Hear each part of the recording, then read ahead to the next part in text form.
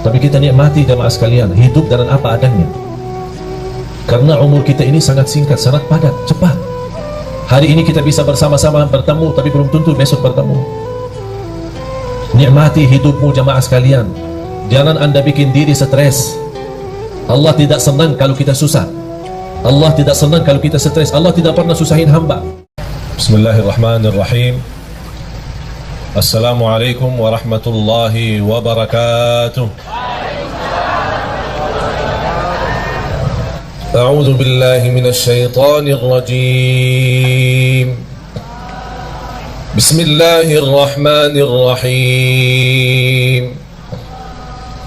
Ya ayyuhalladzina amanu ittaqullaha wal tanzur nafsum ma qaddamat lighadin wattaqullaha innallaha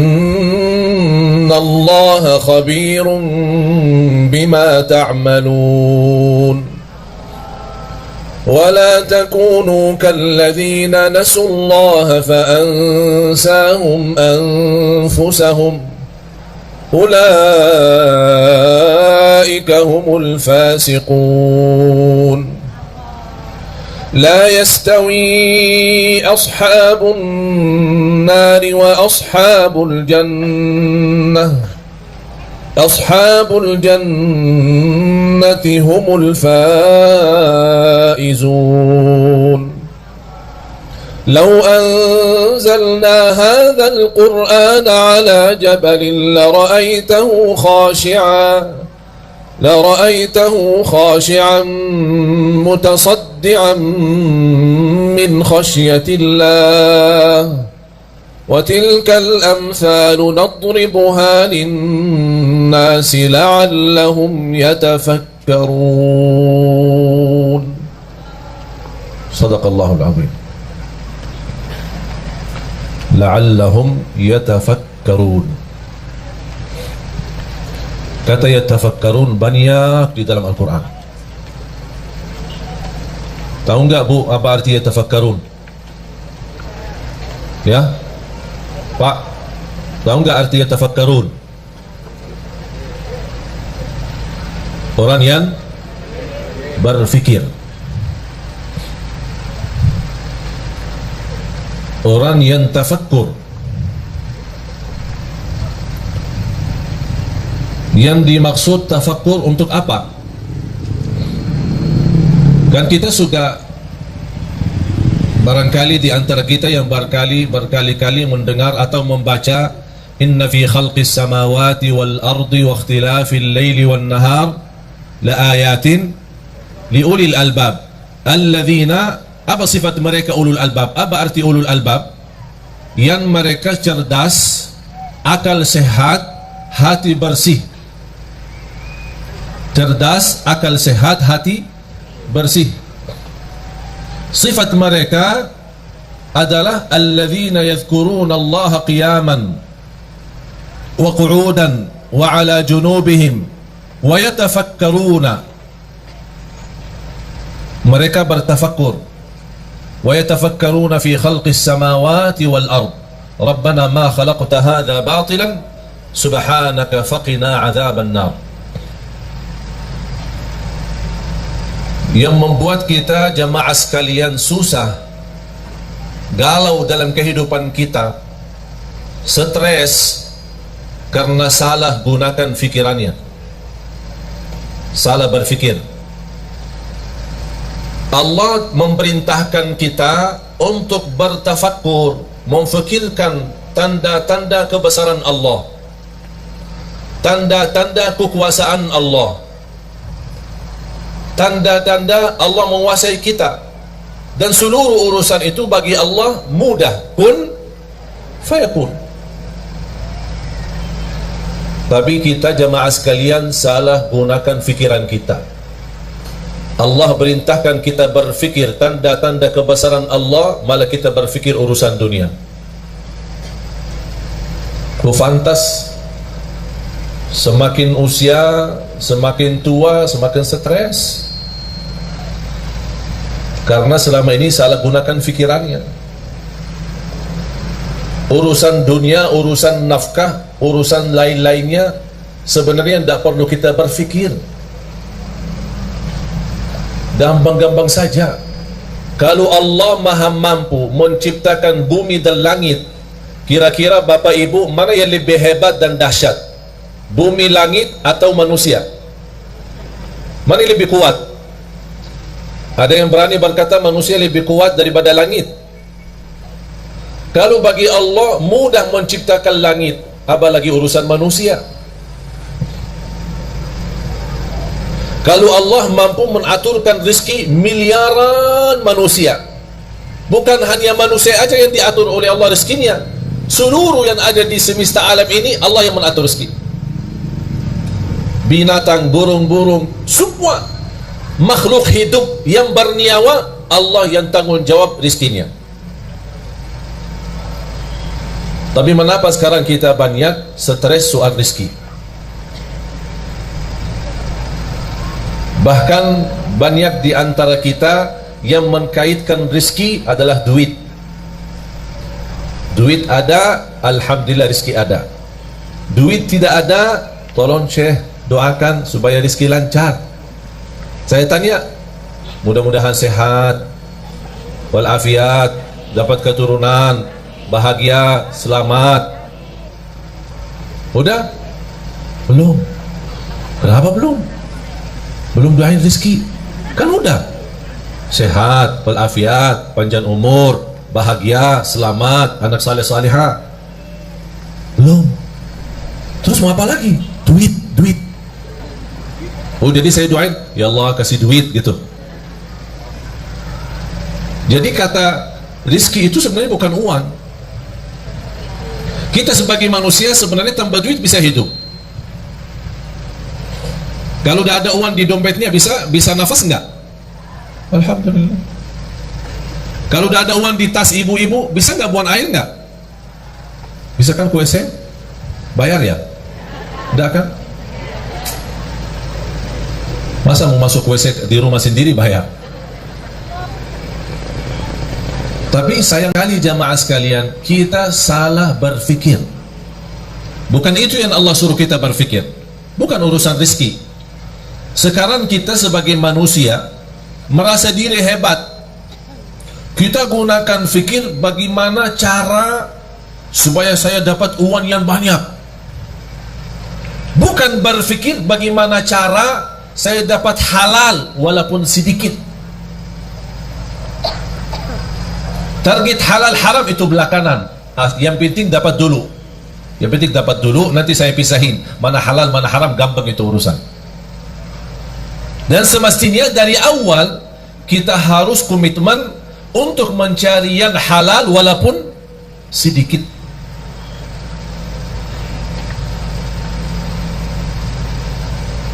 Salah satu persoalan yang menjadi sayang sekali menjadi kebiasaan, saya bisa katakan sudah menjadi budaya, tradisi, kebiasaan. Apa itu? Suka pinjam duit. Saya sekarang bertanya jamaah, yang punya hutang angkat tangan. Tuh kan, bobo yang di belakang, mana angkat tangan? Yang punya hutang, yang bukan punya hutang angkat tangan. Hutang sama bank, hutang cicilan, cicilan motor, cicilan rumah, cicilan mobil, cicilan istri. Oh, ada cicilan istri? Ada cicilan istri. Dia tidak punya duit, mau nikah, maksa-maksa pinjam. Begitu dia nikah sama istri, istri juga tidak kuat melihat hutangnya banyak, minta cerai, pisah sama istrinya. Tapi dia masih sampai sekarang bayar hutang. Itu namanya istri cicilan. Sudah menjadi kebiasaan. Mengapa kita sudah terbiasa pinjam? Alasannya susah. Alasannya susah ya? Ya? Yang pinjam alasannya susah angkat tangan. Tidak susah kan? Terus kenapa pinjam? Yang pinjam duit alasan untuk makan sehari-hari, angkat tangan. Tidak ada. Yang pinjam alasannya untuk menambah motor. Tambahan motor ada. Sebenarnya kalau kita berfikir sebelum kita mengambil keputusan, insya Allah tidak jadi pinjam. Buat apa? Makan alhamdulillah, minum alhamdulillah, sehat alhamdulillah, bisa jalan alhamdulillah. Ada satu cerita, ada orang punya mobil mewah, pas berhenti di lampu merah, di sampingnya ada mobil cukup mewah tapi beda model. Misal mobil Mercy sama BMW, bagusan mana? Sama-sama bagus ya. Orang yang bawa BMW melihat Mercy pas lampu merah, aduh, dari dulu cita-cita saya punya Mercy, tapi dapat BMW. Di samping BMW ada lagi mobil kijang, Innova. Subhanallah, mobil BMW ini luar biasa. Kapan saya bisa punya BMW? Di samping Innova ada Avanza. Ya Allah, kalau mobil Innova terbaru beda, luar biasa. Kapan ya saya bisa lepas mobil Avanza itu? Pas di samping Avanza ada orang naik motor. Ya Allah, kapan bisa punya Avanza? Yang di samping bawa motor, ada bawa sepeda. Aku udah, saya tua-tua, begal setiap hari naik sepeda. Kapan bisa punya sepeda motor biar cepat selap-selip?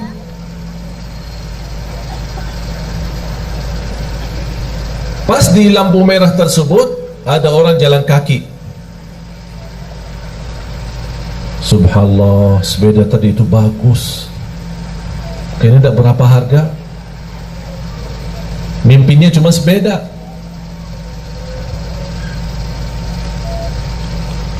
Pas orang lagi jalan,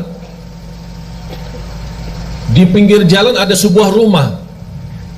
Dari jendela rumah ada orang cacat, dia pakai kursi roda. Dia membayangkan orang yang lagi jalan, ya Allah, kapan saya bisa sehat supaya bisa jalan?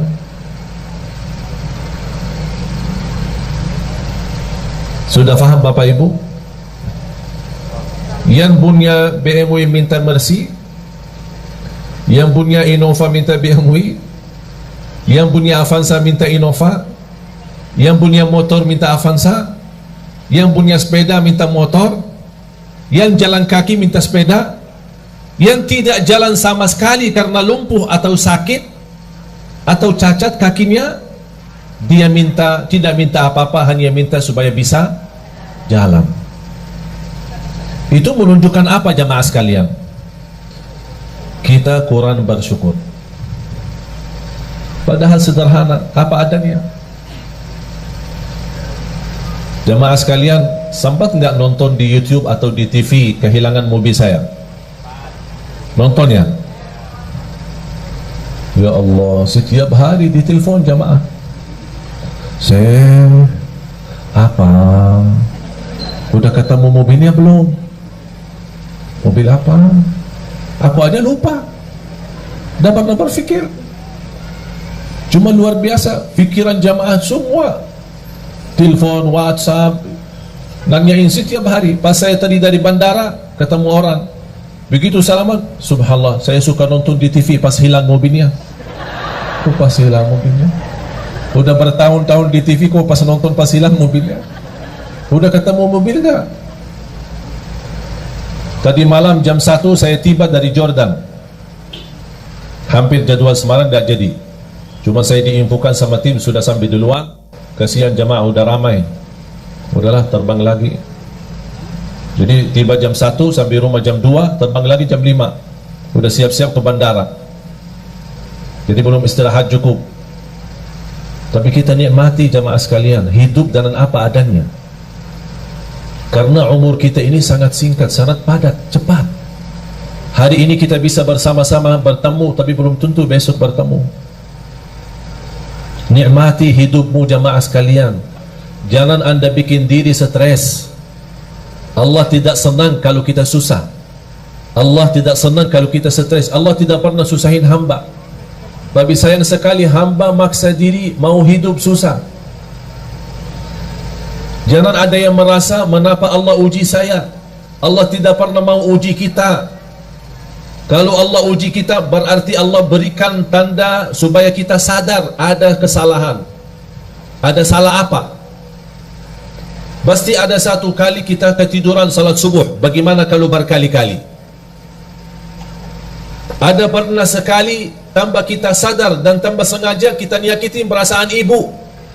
Kita lupa. Ada sebuah ucapan. Itulah manfaatnya muhasabah. Saya senang ketika muhasabah sama istri kita berdua. Setiap 1 minggu 1 kali. Apa kesalahan saya selama seminggu? Dan apa kesalahan kamu selama seminggu? Tahu nggak jemaah sekalian, salah satu yang membuat saya terkejut dan kaget, disampaikan sama istri, kadang kita ngobrol biasa bicara, ternyata ada ucapan-ucapan yang buat sedikit tersinggung hati istri saya. Padahal saya tidak ada niat untuk menyakiti. Cuman inilah manfaatnya muhasabah, yang membuat saya lain kali tidak mengucapkan kata-kata yang menyakiti perasaan istri saya. Allah tidak pernah mau membuat hamba susah. Allah memberikan semua supaya kita senang, bahagia dunia, bahagia akhirat. Allah tidak harap kita sengsara dunia. Allah tidak harap kita susah di dunia. Allah tidak harap kita diuji terus, tidak. Cuman itulah perbuatan tangan kita, kesalahan kita, kurang bersyukur. Padahal kita bisa menjadi orang yang bersyukur dengan apa adanya. Alhamdulillah tidur di rumah, walaupun sederhana, 1 kamar, jauh nikmat daripada orang tidur di bawah jembatan. Orang tidur di bawah jembatan jauh lebih nikmat daripada orang yang tidak bisa tidur, harus disuntik. Pernah nggak dengar berita orang yang mau tidur disuntik? Pernah nggak? Bapak ibu kalau tidur disuntik nggak? Nggak kan? Bismillah, bismikallahumma amutu wa ahya, baca ayat al-kursi, udah tidur. Betul?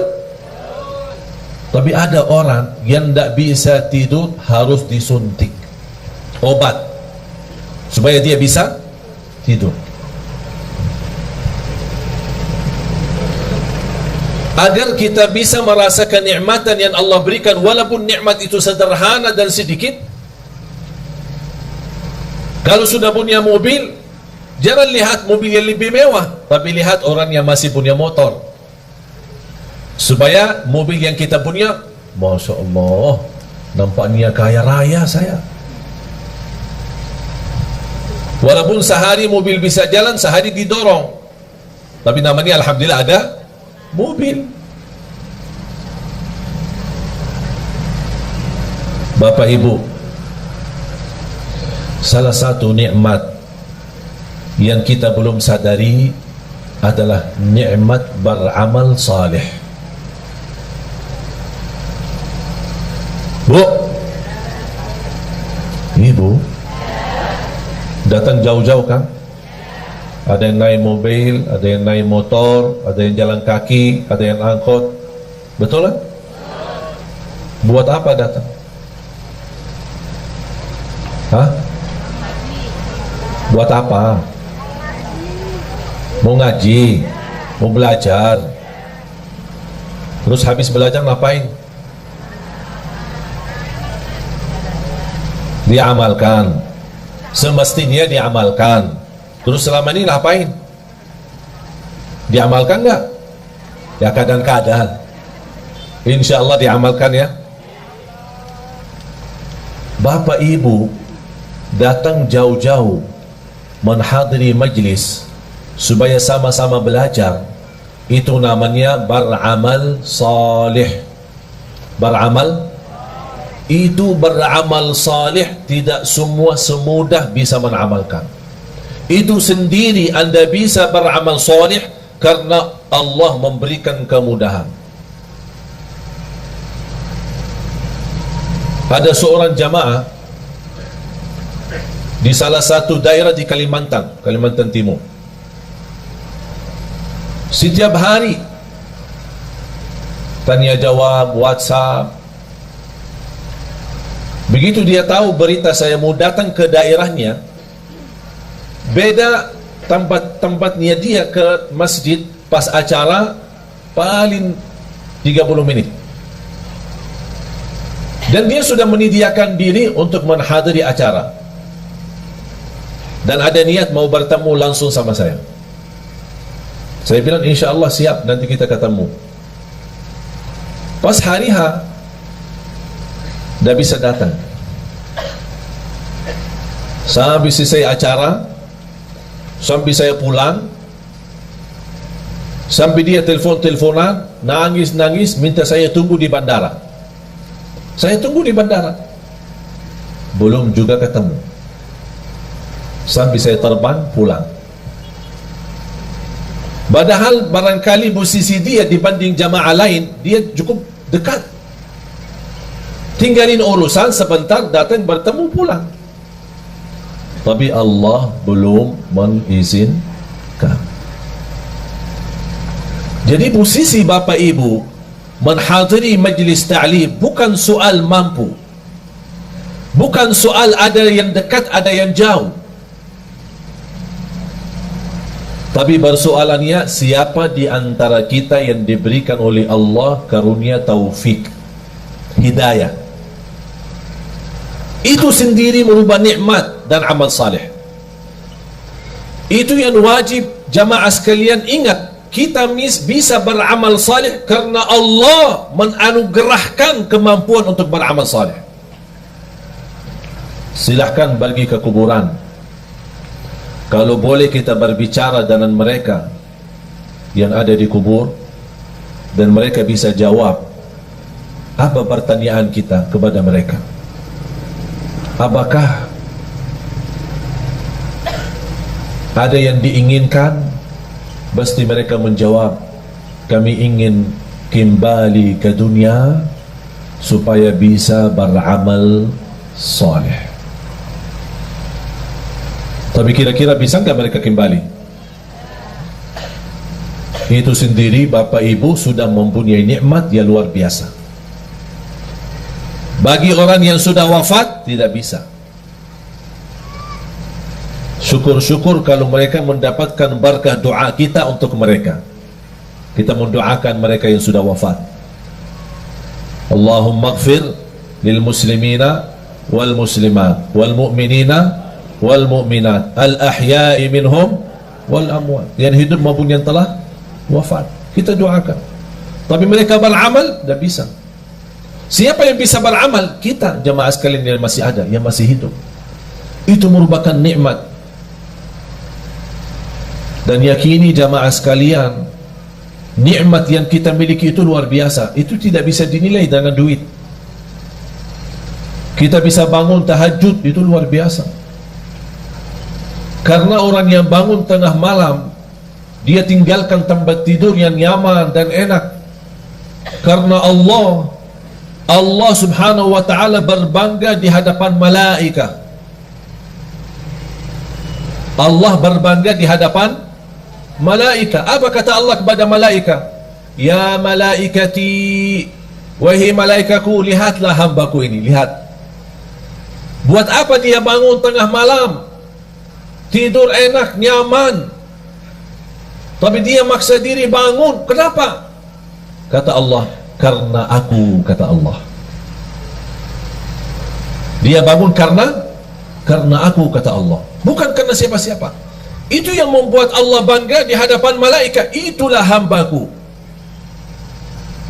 Ketika kita mendengar azan, Allahu Akbar, Allahu Akbar, kita tinggalkan segala urusan. Yang terutama, tunaikan salat. Mau apapun urusan, tak ada sesuatu yang menghalangi kita salat. Itu juga amalan yang membuat Allah bangga. Dan Allah tunjukkan kepada malaikat, wahai malaikatku, lihat, itu hambaku, itu hambaku. Oleh kerana itu jamaah sekalian, ketika kita beramal salih, jangan anda merasa malas. Jangan ada yang berkata, mengapa saya diuji? Jangan ada bahasa, mengapa Allah? Tapi semestinya ada bahasa, mengapa saya belum bisa menjadi seorang hamba yang benar-benar salih-salihah? Mengapa saya belum bisa mendapatkan ridha Allah sebagaimana para sahabat, para orang-orang salih? Mengapa saya belum bisa meyakinkan diri saya menjadi orang yang bahagia selamat? Jangan anda berkata, mengapa Allah?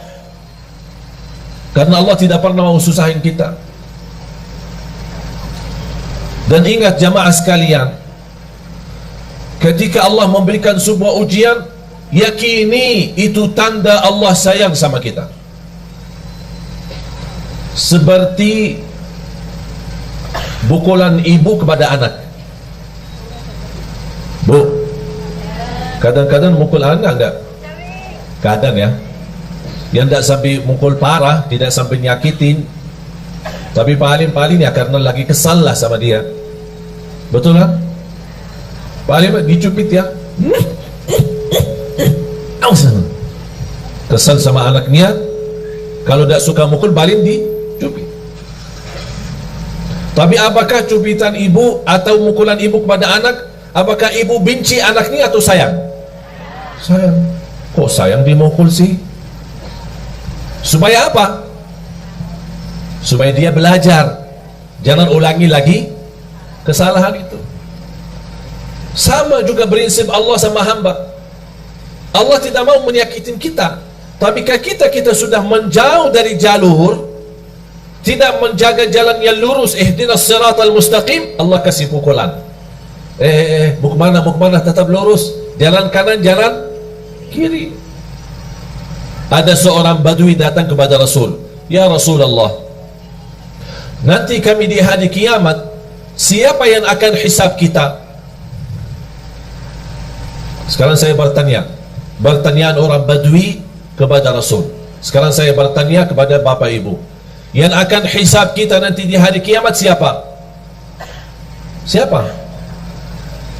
Hah? Allah. Yang akan hisab kita Allah. Rasul juga menjawab kepada orang badui, yang akan hisab kita nanti di hari kiamat adalah Allah. Apa kata orang badui? Alhamdulillah, kalau Allah yang hisab, beres. Ditanya sama Rasul, mengapa? Apa kata beliau? Karena saya yakin Allah jauh lebih sayang kepada hamba daripada ibu kepada anaknya. Allah maha sayang. Salah satu sifat Allah Ar-Rahman Ar-Rahim, membagi rahmat. Para jemaah sekalian, seberapapun dosa kita, seberapapun besar dosa kita, seberapapun jumlah dosa-dosa kita, jangan sampai putus asa. Karena Allah paling gampang bagi Allah ampunan dosa. Tapi ada satu permintaan, kalau memang anda ingin Allah ampuni segala dosanya, apa tugas kita? Memohon ampun. Tapi ketika kita memohon ampun, jangan ada bahasa memohon ampun dari lisan, dari lidah, tapi hatinya masih ingin kembali dosa lagi. Itu namanya memohon ampun yang masih palsu, belum mantap.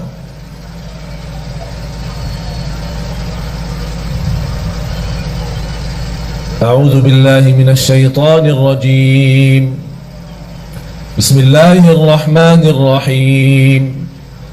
Qul ya ibadiyalladzina asrafu ala anfusihim la taqnatu min rahmatillah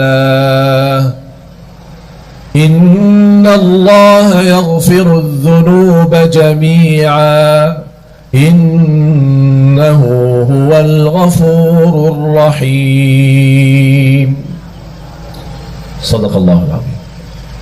Saya minta Bapak Ibu selepas acara masing-masing buka Al-Quran, surah Az-Zumar, surah 39, mulai dari ayat 53 sampai selesai surah. Surah Az-Zumar, surah 39 ayat 53 dan seterusnya sampai habis.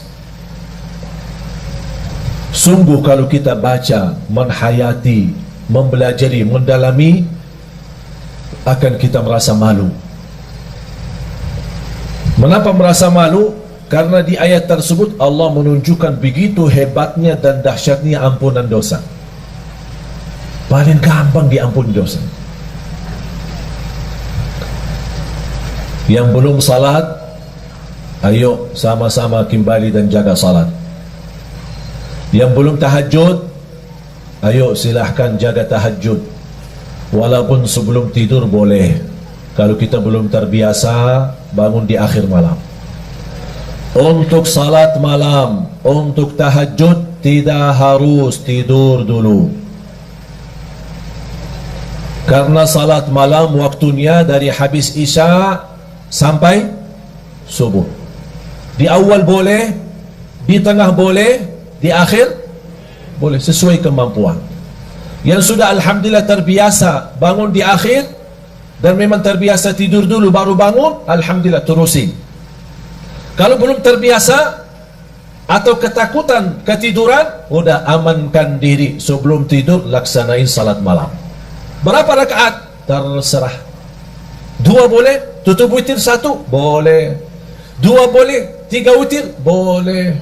4 boleh, 3 witir boleh. Tidak harus 8, tidak harus 10, tidak harus 100, sesuai kemampuan. 2 salam, 2 salam, 2 salam. Sudah merasa puas, tutup 1 witir, udah selesai. Boleh 1 rakaat witir? Boleh. 3 rakaat witir? Boleh. Alhamdulillah mudah.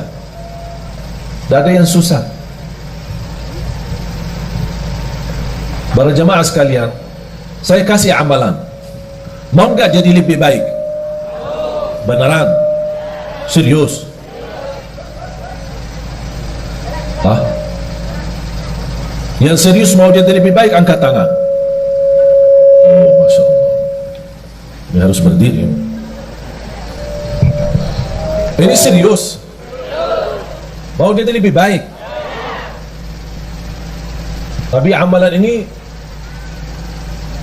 bersungguh-sungguh dijalani ya. Ya, di luar salat itu kita sudah sebenarnya tidak perlu bahas salat. Semestinya tidak perlu bahas salat. Karena bagi orang muslim tidak fantas kalau tidak salat. Betul? Bahkan ulama menganggap orang yang tidak salat bukan muslim lagi. Apa amalannya? Sebelum saya sampaikan amalan, yang punya HP, angkat HP-nya. Angkat semua. Semua yang punya HP. Anak-anak pun yang punya HP, angkat. Adik, punya HP enggak? Adik? Dek? Angkat ya. Hari ini hari Ahad, hari Minggu. Besok hari Senin ya. Senin, Selasa, Rabu, Kamis. Ada yang suka puasa Senin? Yang suka puasa Senin, angkat tangan. Mulai besok kita puasa hari Senin. Ya. Puasa hari Senin, niat ikuti sunnah Nabi Muhammad SAW. Barang siapa yang puasa 1 hari karena Allah, akan Allah jauhkan dari neraka Jahannam 70 tahun.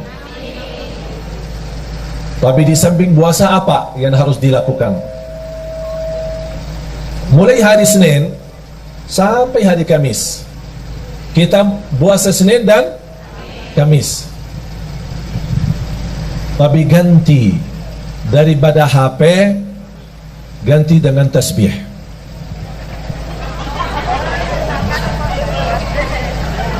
Ganti dengan tasbih. Berapa lama? Senin, Selasa, Rabu, Kamis. Puasa Senin, tutup hari. Yang suka puasa Daud, boleh hari Senin, hari Rabu, kemudian Jumat. Tapi boleh nggak saya jalanin dua-duanya? Contoh, saya suka puasa Daud, tapi saya juga ingin puasa Senin Kamis. Jatuhnya hari Senin puasa Daud. Niatkan dua. Karena soal sunnah boleh digabung niat. Kalau saya namakan 2 in 1. Senin puasa sunnah Nabi Muhammad dan puasa Nabi Daud. Hari Selasa tidak ada. Hari Rabu puasa sunnah Nabi Daud.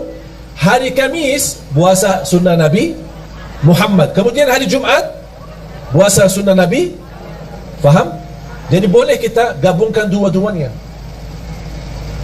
Tapi saya tidak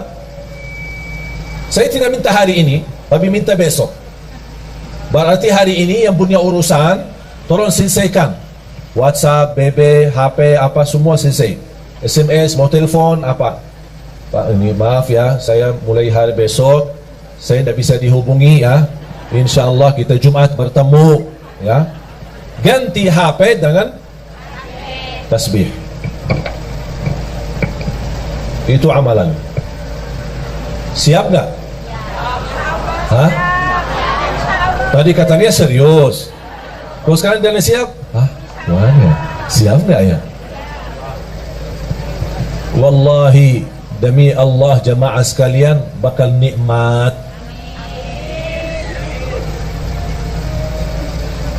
Saya dari kemarin dan ini hari kedua, alhamdulillah dah megang HP. Walaupun ada yang kontak kepada asisten saya, ditanya, ini kok HP-nya Syekh tidak aktif-aktif sih?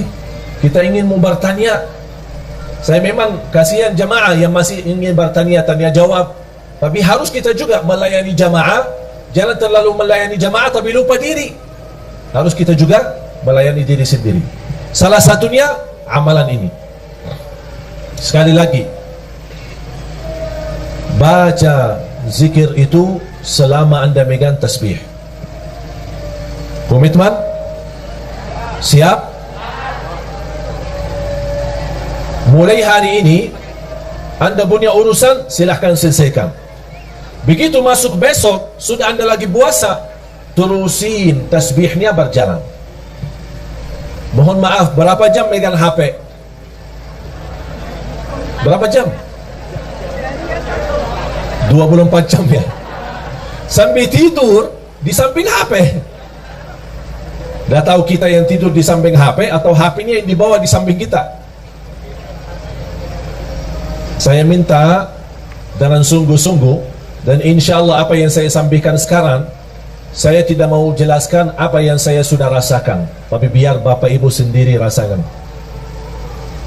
HP diganti dengan tasbih. Senin, Selasa, Rabu, Kamis. Kalau sudah diganti dengan tasbih, berarti tidak ada kata caci maki, tidak ada fitnah, tidak ada kata kotor, hanya mengucapkan yang baik. Barang siapa yang beriman kepada Allah dan hari akhir, berkatalah yang baik atau diam. Sudah. Subhanallah, alhamdulillah, wa la ilaha illallah, wallahu akbar, wa la hawla wa la quwata illa billah. Di salah satu zikir yang sangat dahsyat, hasbunallah wa ni'mal wakil. Ini tolong Bapak Ibu amalkan. Yang punya hutang silahkan amalkan. Dalam niat, ya Allah saya punya hutang belum mampu lunaskan. Hasbunallah wa ni'mal wakil. Hasbunallah wa ni'mal wakil. Hasbunallah. Terus, ya Allah saya berkeinginan dapat jodoh yang insya Allah salihah yang mampu memimpin saya. Hasbunallah wa ni'mal wakil. Hasbunallah. Terus, ya Allah saya punya hutang belum lunas. Ya Allah ibu saya sakit. Apapun hajat kita, sebutin hajatnya dan silahkan wakili Allah yang urus. Karena hasbunallah wa ni'mal wakil, cukup bagi aku Allah sebaik-baik yang diwakili. Berapa? Bebas. 100, 200, 1000 bebas. Alhamdulillah jamaah sekalian, zikir ini saya tidak pernah berikan ke jamaah pasti berhasil. Semua hajat orang berhasil. Bahkan ada di antara jamaah yang pernah WhatsApp, maaf Syekh, udah saya berkali-kali baca tapi rasanya belum tuntas hajat saya. Di antara 1000 jamaah kurang lebih satu-satunya aja yang dia belum berhasil. Yang lain ada yang dalam seminggu tuntas, ada yang 2 minggu habis selesai, ada yang sampai 1 bulan. Tapi rata-rata alhamdulillah semua berhasil mendapatkan hajatnya. Cuma saya kaget ketika ada seorang jamaah, Syekh maaf sampai sekarang kok belum selesai. Saya berkata, tak mungkin tak selesai, tidak boleh, harus selesai. Kamu jujur tak selesai? Benar, sampai sekarang belum tuntas. Kamu ada masalah, pasti ada masalah. Karena zikir ini sangat dahsyat, tidak mungkin hajat kita tidak tuntas. Saya mulai bertanya, bagaimana hubungan kamu sama orang tua? Alhamdulillah baik. Sudah berkeluarga? Berkeluarga. Sama istri, sama anak? Alhamdulillah lancar. Suka puasa? Alhamdulillah suka puasa, malah dia puasa Nabi Daud. Apa ya masalahnya kok sampai sekarang belum tuntas hajatnya? Saya bilang, maaf Pak, pasti ada sesuatu. Coba cek lagi. Langsung dia berkata, maaf Syekh, saya hampir sering, berkali-kali terjadi itu. Apa? Ketiduran salat subuh. Oh, di situ masalahnya. Kuda tuntas hajatnya. Apa guna zikir kalau tidak salat? Betul nggak? Tak ada zikir, mau dia tariqat, mau dia hakikat, mau dia ma'rifat, tak ada zikir tanpa salat. Semua amalan kita sia-sia kalau tidak salat. Haji setiap tahun tidak salat, sia-sia, tidak ada satupun diterima. Umrah setiap bulan, sia-sia kalau tidak salat. Salat itu tiang agama, jatuh salat, jatuh agama. Bapak Ibu, walaupun saya merasa beban dan berat untuk tinggalin HP, tapi tidak apa-apa. Kita karena Allah dan untuk merubah diri lebih baik, hanya 3 hari. Senin, Selasa, Rabu, tuntas, Kamis selesai. Apalagi kalau kita sedang puasa. Yang sudah siap, angkat tangan. Yang siap, angkat tangan. Mau berpikir dulu ya. Ada yang nampaknya kayaknya mau berpikir dulu. Gimana? Ini rasanya HP kok tidak bisa ditinggal. Syekh, ada tidak amalan lain? Tapi jangan tinggalin HP. Berat. Tapi mengapa saya nawarkan kepada Bapak Ibu amalan ini? Karena apa yang telah saya nikmati dan rasakan, saya ingin Bapak Ibu juga nikmati dan rasakan. Saya tidak mau cerita, tapi biar Bapak Ibu sendiri yang mengalaminya, biar Bapak Ibu sendiri yang merasanya. Tolong, kalau boleh saya memohon, boleh nggak saya mohon? Boleh ya?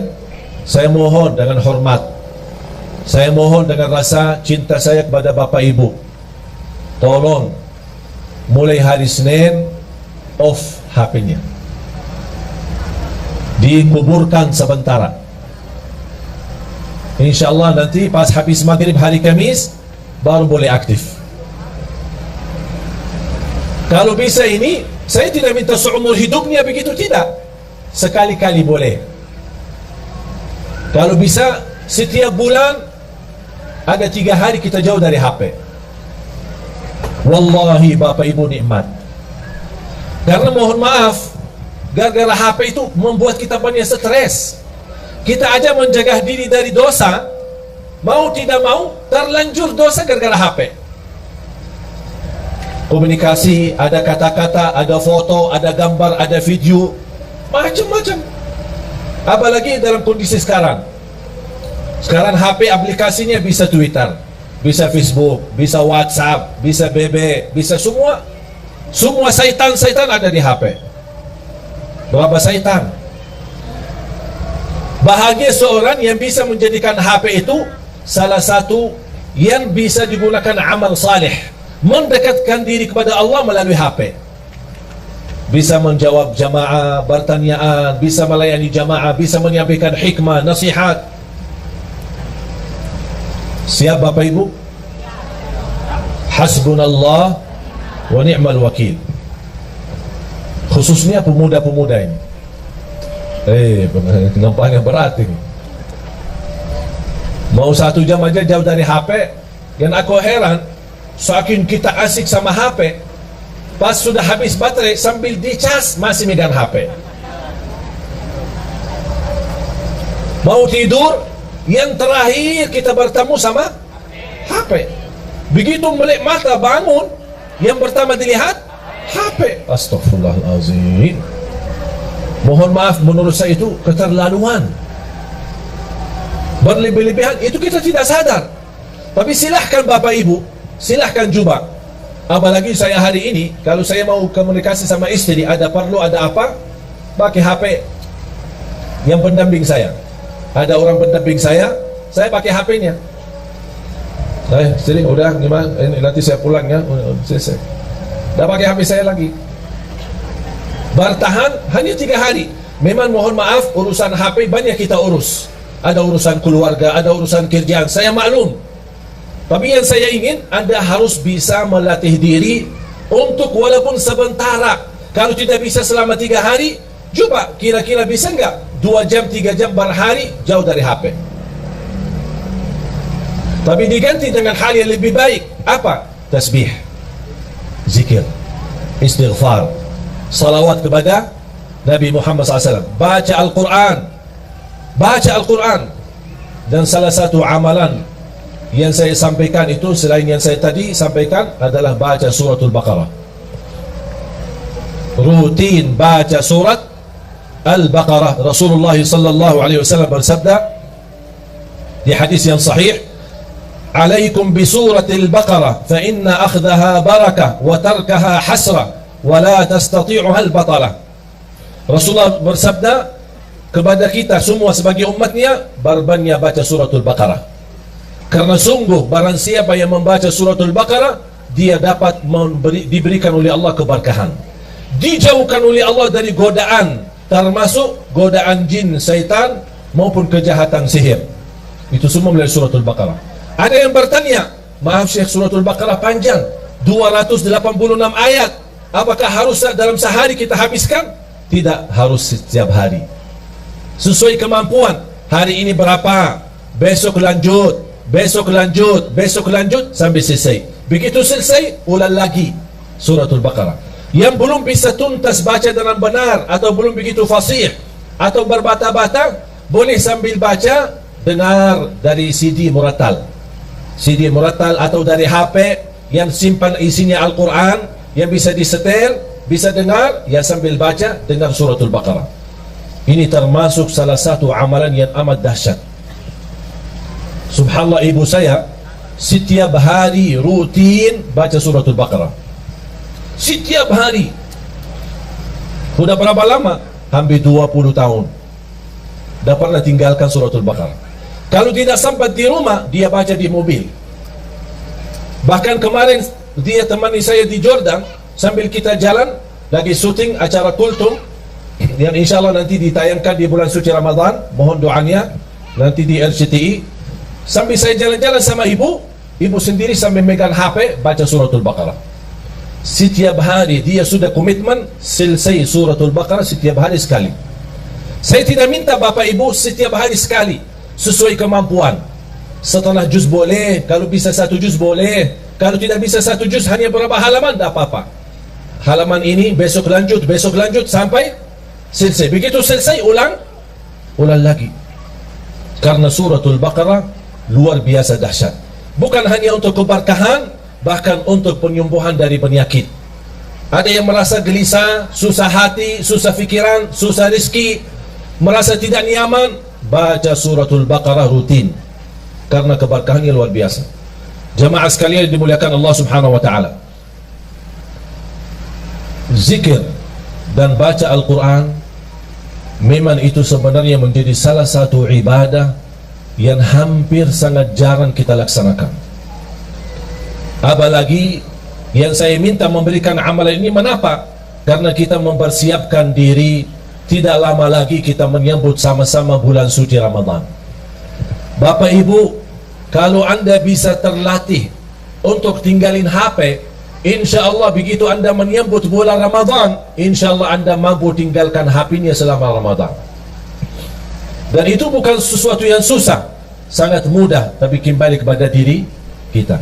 Inna Allah la yughayyiru ma biqawmin hatta yughayyiru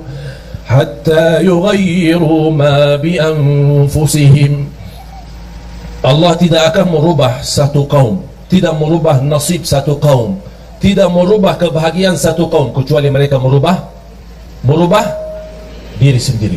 Komitmen Bapak Ibu, sudah niat, yakin, insya Allah, siap. Saya doakan. Al-Fatihah.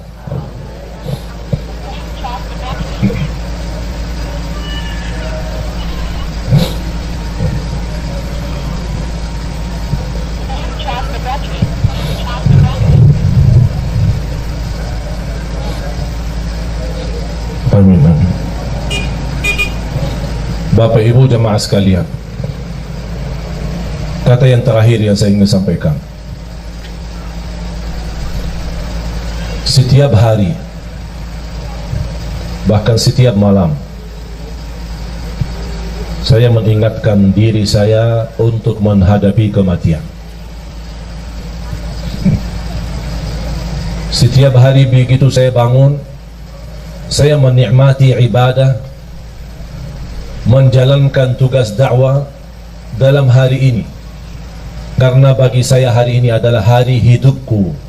Saya hidupkan dalam hal kebaikan, dan saya tidak pernah mimpi atau berfikir apa yang harus saya lakukan besok, karena bisa jadi hari ini adalah hari terakhir bagi kita semua.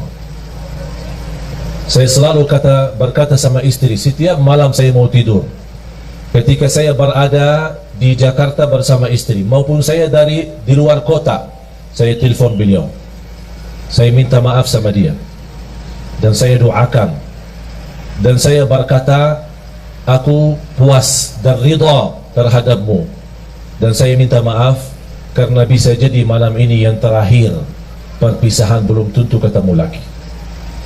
Begitu saya pulang ke Jakarta, disambut dengan begitu luar biasa, kesenangan dan kebahagiaan istri menyambut saya ketika saya pulang ke rumah. Dan di situ juga malam harinya saya juga sampaikan dengan ucapan-ucapan di telinga istri saya sampaikan, istriku, saya minta maaf karena belum tentu ketemu kamu besok. Bisa jadi malam ini malam perpisahan. Kalau saya meninggal, tolong doakan saya. Itu menjadi kebiasaan rutin. Saya selalu menyampaikan kepada diri saya, kepada istri saya. Dan saya harap semua jemaah sekalian memiliki perasaan yang sama. Nikmati hidupmu hari ini, jangan fikirkan hari besok, karena belum tentu hidup sampai besok. Kalau kita hidup besok, alhamdulillah, semangat lagi, terus berjuang di dunia, cari nafkah yang halal, bahagiakan orang tua, bahagiakan keluarga, beribadah semaksimalnya, salat 5 waktu, baca Al-Quran, bersedekah, dan seterusnya amal-amal saleh lainnya. Kalau kita masih ada umur, alhamdulillah masih dalam keadaan kebaikan. Kalau tidak ada umur lagi, kita tidak akan sedih, karena alhamdulillah kita sudah berbuat semampu kita yang terbaik. La yukallifullahu nafsan illa wus'aha. Allah tidak minta yang berat, Allah tidak minta yang susah, Allah tidak minta yang banyak, tapi Allah minta yang istiqomah walaupun sedikit. Ada komitmen, ada rasa cinta kalau kita beribadah. Nikmati hidupmu hari ini, agar Allah nanti akhiri hayat kita dengan husnul khatimah. Jangan fikirkan besok, jangan minta rizki besok, jangan minta urusan besok, karena belum tentu hidup besok. Faham? Ini tolong menjadi pesan saya untuk semua jemaah. Sambil saya sudah menjadi kebiasaan, saya ingatkan diri saya dan istri saya. Jujur saja jemaah sekalian, hampir setiap malam saya merasakan diri saya mimpi di dalam kubur. Setiap malam. Bahkan di dalam mimpi menunggu, ya Allah kapan saya dijemput, ya Allah kapan saya bisa merasakan kenikmatan kubur. Yang Rasul sendiri berkata, kubur itu ada dua, taman dari taman surga atau lubang dari lubang neraka. Tinggal siapa? Kita yang milih. Bukan Allah yang milih, tapi kita yang milih. Kalau memang Anda ingin rumah nanti, rumah baru kita adalah kuburan, yang bapak ibu akan jauh lebih panjang usia di kubur daripada dunia. Kalau memang Anda ingin baik, jadikan kuburannya raudhah, taman dari taman surga. Jadikan hidupmu taman dari taman surga. Ucapan-ucapan surga, perilaku surga, akhlak surga, berlangkah-langkah surga, dimanapun kita berada selalu membawa haruman surga. Kalau kita meninggal dunia, jangan sedih, jangan takut. Biar semua keluarga di sekitar kita menangis, tapi insya Allah kita bukan menangis, tapi senyum, bahagia, karena kita sudah pindah dari alam dunia yang begitu kotor, dari alam dunia yang begitu risah, dari alam dunia yang begitu hina. Kita insya Allah akan bertemu dengan Allah dalam merasa kebahagiaan yang luar biasa.